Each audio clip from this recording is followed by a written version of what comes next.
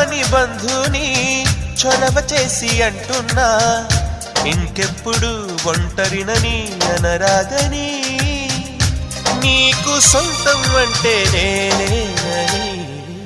కొమ్మ కొమ్మ విన్నావమ్మ కోయిల వస్తుంది, వస్తూ వస్తూ తనతో వెన్నెల వెలుగులు తెస్తుంది. ఏవమ్మ మరుమల్లి తోరణాలు కడతావా, చిలకమ్మ ఎదురేగి స్వాగతాలు చెబుతావా, పూల పొగరిల్లేరా రమ్మందని. విన్నానమ్మ